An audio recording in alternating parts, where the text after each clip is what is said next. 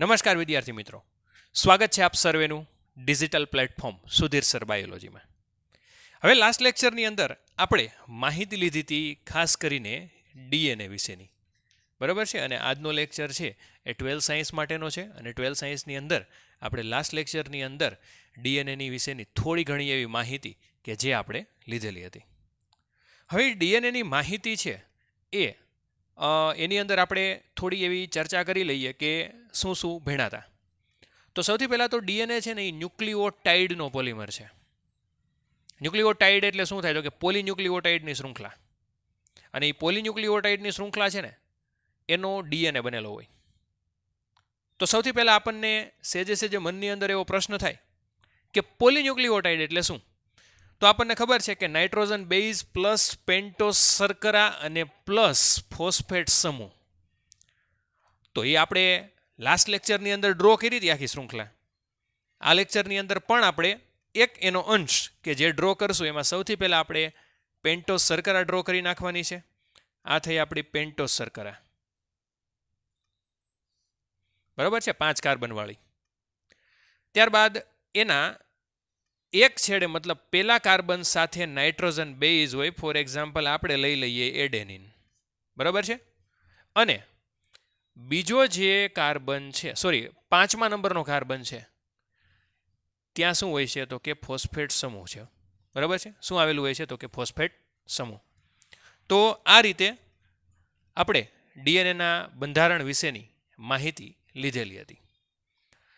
હવે આજના ટોપિકની અંદર આપણે ભણવાનું છે ડીએનએની લાક્ષણિકતા. તો સૌથી પહેલાં તો ડીએનએની લાક્ષણિકતા એટલે શું થાય તો કે પ્રત્યેક ડીએનએનો અણુ છે ને એ ખાસ કરીને 2 પોલીન્યુક્લિઓટાઇડની શૃંખલા ધરાવે છે, બરાબર છે. શેની શૃંખલા ધરાવે છે તો કે 2 પોલીન્યુક્લિઓટાઇડની શૃંખલા. અને આ જે બંને પોલીન્યુક્લિઓટાઇડની જે શૃંખલા છે એ શૃંખલા ખાસ કરીને એકબીજાને પ્રતિ સમાંતર ગોઠવાયેલી હોય. આ ઉપરાંત બંને એકબીજાની પૂરક હોય છે. પૂરક એટલે શું થાય તો કે ધારો કે આપણે કોઈ પણ એક પોલીન્યુક્લિઓટાઇડની શૃંખલાનો ક્રમ જાણતા હોઈએ, એટલે કે પોલીન્યુક્લિઓટાઇડ ના નાઇટ્રોજન બેઝનો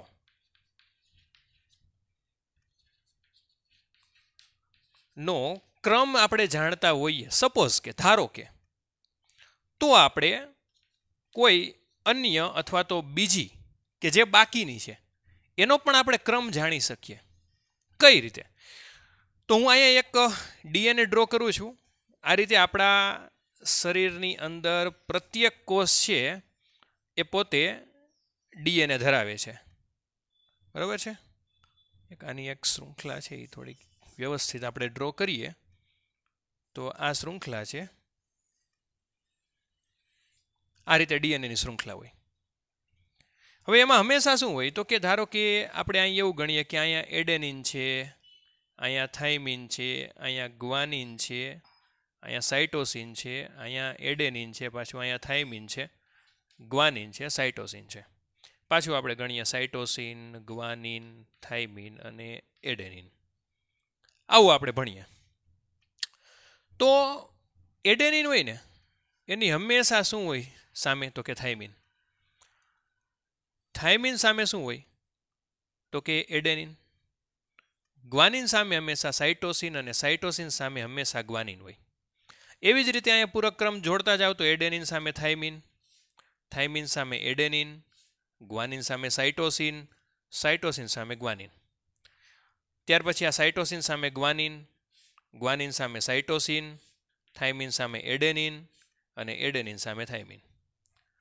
તો આ રીતે ડીએનએ છે એ આપણા શરીરની અંદર આ રીતે બનેલું હોય છે. તમને ટેક્સ્ટ બુકની અંદર ડબલ લાઇનિંગની અંદર સ્ટ્રક્ચર આપેલું છે, પણ એક લાઇનિંગની અંદર તમે ડ્રો કરો તો પણ ચાલે.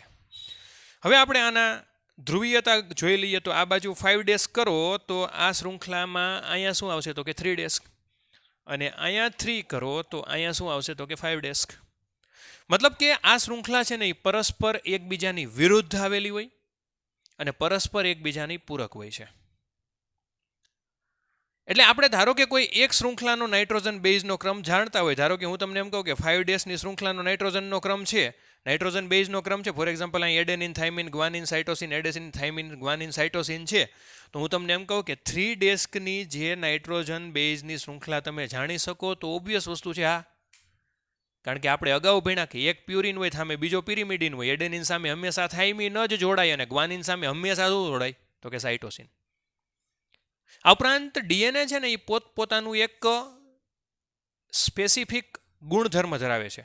શું તો કે ડીએનએનો સ્પેસિફિક ગુણધર્મ છે સ્વયં જનનની પ્રક્રિયા. સ્વયં જનન એટલે શું થાય તો કે ભાઈ સ્વયં જનન એટલે કે પોતે પોતાના જેવી પ્રતિકૃતિ બનાવે, આબેહૂબ બનાવે છે. એના વિશે આપણે આગળ અભ્યાસ કરશું. પણ એ સ્વયં જનન એટલે બીજું કાંઈ નથી, તે છે ને પોતાનામાંથી જે બનાવે ને એને કહેવામાં આવે છે બાળ ડીએનએ. અને એ બાળ ડીએનએ છે ને એ આબેહૂબ કોના જેવા હોય તો કે પિતૃ ડીએનએ જેવા. આના વિશે આપણે આ જ ચેપ્ટરની અંદર આગળ આપણે ચર્ચા કરવાની છે.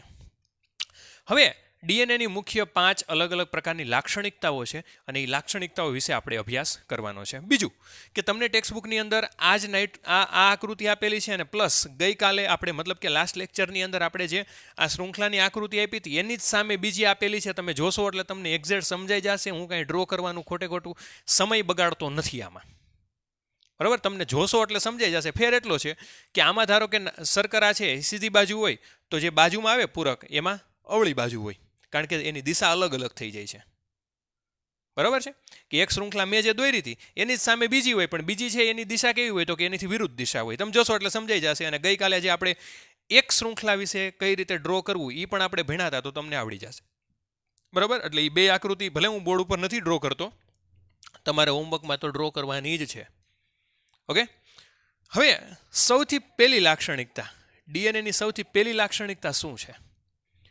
તો પહેલી લાક્ષણિકતા ડીએનએની એવી છે કે ડીએનએ છે ને એ સૌથી પહેલાં તો કેટલી શૃંખલાનો બનેલો હોય તો કે 2 પોલીન્યુક્લિઓટાઇડની શૃંખલા ધરાવે છે. બરાબર છે? પોલીન્યુક્લિઓટાઇડની 2 શૃંખલા હોય, આ પહેલી અને આ બીજી. આ 2 શૃંખલાઓ છે ને એનો મુખ્યત્વે આધાર હોય ને તો એ 2 વસ્તુ. શું તો મુખ્ય આધારમાં પહેલું આવશે ફોસ્ફેટ સમૂહ અને બીજું આવશે નાઇટ્રોજન બેઝ. આ એનો મુખ્ય આધાર. પહેલું શું આવશે તો કે ફોસ્ફેટ સમૂહ, બીજું નાઇટ્રોજન બેઝ નહીં, પણ બીજું આપણે લખશું શર્કરા, પેન્ટો શર્કરા હોય ને એ, અને એની વચ્ચે જે ઉપસી આવતું હોય ને તો એ આવશે નાઇટ્રોજન બેઝ. આ ડીએનએનો મુખ્ય આધાર થયો. ઓકે, ત્યાર પછી બીજો નિયમ જોઈએ. હવે આ 2 પોલીન્યુક્લિઓટાઇડની શૃંખલા, જો આ પહેલી છે અને આ બીજી, તો આ બંને છે ને એ પોતે પરસ્પર એકબીજાને કેવી હોય છે તો કે પૂરક હોય. પરસ્પર પૂરક એટલે શું થાય તો એ એકબીજાની સામસામે સમાન અને દિશા કેવી હોય છે તો કે વિરુદ્ધ. કઈ રીતે તો કે ધારો કે એક શૃંખલા છે, હું એમ કહું કે આને શૃંખલા આપણે એ કહીએ અને આને શૃંખલા કહીએ બી, તો એ શૃંખલાની ધ્રુવીયતા છે એ કઈ છે તો કે એની દિશા છે 5 ડેસ્કથી 3 ડેસ્ક, છે કે નહીં? તો આપણે એમ કહીએ કે ધારો કે શૃંખલા એની ધ્રુવીયતા છે એ 5 ડેસ્કથી 3 ડેસ્ક છે. તો શૃંખલા બીની ધ્રુવીયતા શું હોય તો કે આપણે લખીએ શૃંખલા બેની એની અવળી હોય, કારણ કે મેં તમને કીધું ને પરસ્પર એકબીજાને પૂરક હોય છે અને વિરુદ્ધ દિશામાં હોય છે. તો બીજી છે એની શું હોય ધ્રુવીયતા તો 3 ડેસ્કથી 5 ડેસ્ક. જો આ 5 થી શરૂઆત થઈ, 5 થી આમ હાલી ગઈ તો અહીંયા સામે 3 પૂરું થયું, અને અહીંયા 3 થી આમ ચાલી ગઈ તો કેવું થયું તો કે 5 પૂરું થયું. ત્રીજો નિયમ તો કે ત્રીજી લાક્ષણિકતા શું છે તો કે મેં તમને એવું કીધું કે પોલીન્યુક્લિઓટાઇડનો આધાર છે એ ફોસ્ફેટ શર્કરા અને ફોસ્ફેટ સમૂહને શર્કરા હોય, એની વચ્ચેના ભાગમાં નાઇટ્રોજન બેઝ ઉપસી આવે છે, એવું આપણે અભ્યાસ કર્યો. તો એ જે વચ્ચેના ભાગમાં નાઇટ્રોજન બેઝ ઉપસી આવે છે એ નાઇટ્રોજન બેઝ ખાસ કરીને 2 પ્રકારના હોય છે. આપણને બધાને ખબર છે કેટલા પ્રકારના હોય છે તો કે 2 પ્રકારના. એમાંથી પહેલું આવશે પ્યુરિન અને બીજું આવશે પિરિમિડિન. પહેલું શું આવશે તો કે પ્યુરિન અને બીજું આવશે પિરિમિડિન. તો હંમેશા એક પ્યુરિન છે ને એ કોની સાથે જોડાય? પિરિમિડિન સાથે. તો પ્યુરિનના આપણે એક્ઝામ્પલ લઈ લઈએ પહેલાં. તો એડેનિન અને થાઇમિન છે ને, એડેનિન અને ગ્વાનિન એ પ્યુરિન છે અને સાઇટોસિન અને થાઇમિન એ શું છે તો કે પિરિમિડિન. તો આ બેઝ કઈ રીતે જોડાયેલા હોય? તો હંમેશા એક વસ્તુ યાદ રાખવું કે એડેનિન હંમેશા કોની સાથે જોડાશે તો કે થાઇમિન સાથે, અને ગ્વાનિન હંમેશા કોની સાથે જોડાશે તો કે સાઇટોસિન સાથે. મતલબ એડેનિન છે એ એના પૂરક બેઝ કોની સાથે જોડાશે તો કે થાઇમિન સાથે, અને ગ્વાનિન એના પૂરક બેઝ કોની સાથે જોડાશે તો કે સાઇટોસિન સાથે. ઓકે, હવે જો એડેનિન અને થાઇમિન અને ગ્વાનિન અને સાઇટોસિન આ બંને વચ્ચે જે બંધ આવેલા હોય ને એને શું કહેવામાં આવે છે તો કે એચ બંધ. આ ડીએનએને સ્થાયિત્વ પ્રદાન કરે. હવે ખાસ શીખવા જેવી બાબત છે. શું છે તો કે એડેનિન અને થાઇમિન વચ્ચે જે હાઇડ્રોજન બંધ હોય ને કેટલા હાજર હોય તો કે 2. જ્યારે ગ્વાનિન અને સાઇટોસિન વચ્ચે કેટલા હાઇડ્રોજન બંધ હાજર હોય તો કે 3. સમજાણું આખું? જોઈએ. એડેનિન થાઇમિન છે એટલે 2 લખવાના, અહીંયા પણ 2, અહીંયા આવશે 3, અહીંયા પણ આવશે 3, અહીંયા 2, અહીંયા 2, અહીંયા આવશે 3, અહીંયા પણ આવશે 3, અહીંયા પણ 3 આવશે, અહીંયા પણ 3 આવશે, અહીંયા આવશે 2 અને અહીંયા પણ આવશે 2. સમજાણું આખું? એટલે એડેનિન અને થાઇમિન વચ્ચે 2 હાઇડ્રોજન બંધ હોય, જ્યારે ગ્વાનિન અને સાઇટોસિન વચ્ચે 3 હાઇડ્રોજન બંધ આવેલા હોય છે. ઓકે, આગળ જોઈએ. હવે ચોથું આપણે લાક્ષણિકતા જોઈએ. હવે કોઈ પણ ડીએનએ છે એની એક કુંતલની લંબાઈ, તમને ટેક્સ્ટબુકમાં એક શબ્દ આપ્યો છે જમણું ભ્રમણ. જમણું ભ્રમણ એટલે શું? તો ધારો કે આટલું હું એક હાઇલાઇટ કરું છું ને એ જ કુંતલ આપણે ગણીએ કે આટલી કુંતલ છે ને, આટલી તો એ એક કુંતલની લંબાઈ છે એ 3.4 નેનોમીટર આવેલી હોય. કેટલી હોય છે તો કે 3.4. એટલે આપણે એ લખવાનું એક કુંતલની લંબાઈ 3.4 નેનોમીટર છે, અને દરેક કુંતલની અંદર 10 નાઇટ્રોજન બેઝ આવેલા હોય. આમાં ભલે આપણે 3 જ દોર્યા પણ આવા કેટલા આવેલા હોય તો કે 10. તો દરેક નાઇટ્રોજન બેઝની જોડ વચ્ચે, મતલબ કે આ બે વચ્ચેનું અંતર કેટલું હોય તો કે 3.4 ભાગ્યા 10 કરી નાખો એટલે શું આવશે તો કે 0.34 નેનોમીટર આવશે જવાબ. કેટલો આવશે તો કે 0.34. એટલે હવે તમને એવું પૂછે કે આ બંને વચ્ચેનું અંતર કેટલું તો કે આવશે 0.34 નેનોમીટર. અને એવું પૂછે કે આ એક વળાંક છે આખો, એની લંબાઈ કેટલી તો કે 3.4 નેનોમીટર. એક કુંતલની અંદર નાઇટ્રોજન બેઝ તો કે 10, અને પ્રત્યેક બેઝ પેર અથવા તો બેઝ જોડી વચ્ચેનું અંતર હોય તો એ કેટલું છે તો કે 0.34 નેનોમીટર. પાંચમું, પ્રત્યેક એક જોડની ઉપરના ભાગમાં બીજી જોડ આવેલી હોય. આવી રીતે એક હોય, એકની ઉપર પાછી 3D સ્ટ્રક્ચર તમે દોરો ને તો તમને એક ઉપર કેવી જોવા મળે તો કે બીજી. તો એક જોડની ઉપર કેટલી જોડ આવેલી હોય તો કે બીજી જોડ. બરાબર? મતલબ કે ધારો કે આ એક નાઇટ્રોજન બેઝની જોડ છે તો એની ઉપર પાછી બીજી જોડ આવેલી હોય, એટલે ડીએનએ છે ને એની જોડ આવી રીતે હોય. પણ આપણે જનરલી જ્યારે બોર્ડમાં દર્શાવતા હોઈએ ત્યારે આપણે ડ્રો કરી શકીએ નહીં. બરાબર? તો આ રીતે બીજી જોડી આવેલી હોય, અને એ બીજી જોડ છે એ ખાસ કરીને ડીએનએની અંદર ગોઠવાયેલી છે, અને એ તમને ટેક્સ્ટબુકમાં આકૃતિ આપેલી છે, આવી જ આપી છે, પણ ડબલ સ્ટ્રક્ચર આપ્યું છે, ડબલ હેલિક્સ સ્ટ્રક્ચર આપ્યું છે. ચાલે, આવડી આ દોરો તોય ચાલે, અને એ ડ્રો કરો તો પણ ચાલે. એ ડ્રો કરવામાં થોડીક એવી મુશ્કેલી અનુભવ થશે. ઓકે, આ થઈ એની પાંચમી લાક્ષણિકતા.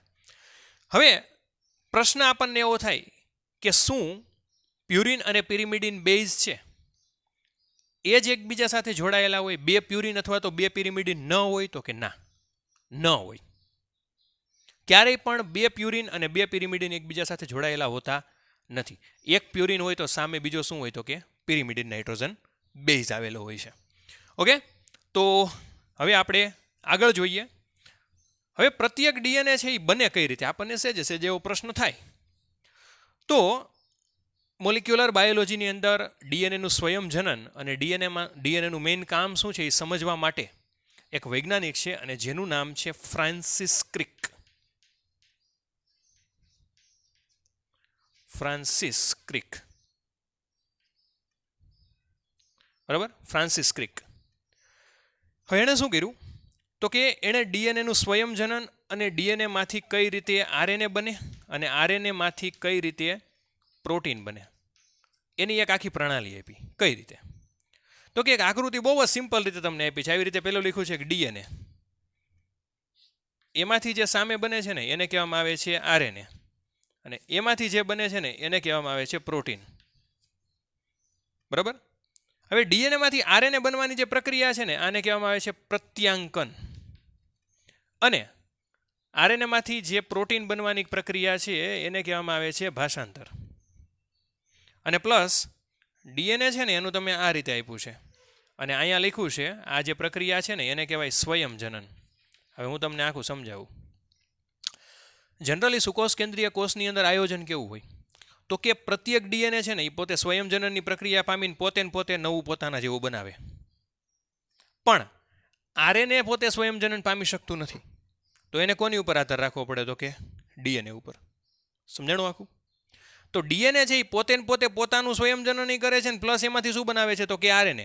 હવે ડીએનએમાંથી પોતાનું જેવું ડીએનએ બનાવવાની પ્રક્રિયા છે એને કહેવાય સ્વયંજનન, પણ એમાંથી આરએનએ બનવાની પ્રક્રિયાને કહેવાય પ્રત્યાંકન, અને એ આરએનએ પછી પ્રોટીન બનાવે એને શું કહેવાય તો કે ભાષાંતર. સમજાણું? જનરલી સુકોષ કેન્દ્રીય કોષની અંદર આ પ્રણાલી જોવા મળે છે, પણ અમુક વાયરસની અંદર આ ઊંધું જોવા મળે. એટલે શું થાય તો કે આરએનએમાંથી પહેલાં ડીએનએ બને અને ડીએનએમાંથી પ્રોટીન બને. આ જે પ્રક્રિયા છે ને એને સેન્ટ્રલ ડોગમા કહેવાય, જે આપણે નેક્સ્ટ લેક્ચરની અંદર હજી અભ્યાસ કરશું. ઓકે, તો આ થઈ ડીએનએની લાક્ષણિકતા. હવે આગળ આપણે ભણશું કે ડીએનએનું પેકેજિંગ કઈ રીતે હોય, કારણ કે આપણા કોષની અંદર છે ને 2.2 મીટર જેટલો લાંબો ડીએનએ આવેલો હોય, અને આ 2.2 મીટર જેટલો લાંબો ડીએનએ કઈ રીતે આપણા કોષની અંદર, કોષ કેન્દ્રની અંદર આવેલો હોય ને એનું પેકેજિંગ આપણે નેક્સ્ટ લેક્ચરની અંદર અભ્યાસ કરશું. ઓકે, તો ખાસ તમારે સ્ક્રીનશોટ પાડવો હોય તો પાડી લો આટલું, ત્યાર પછી આપણે લેક્ચર પૂરો કરી.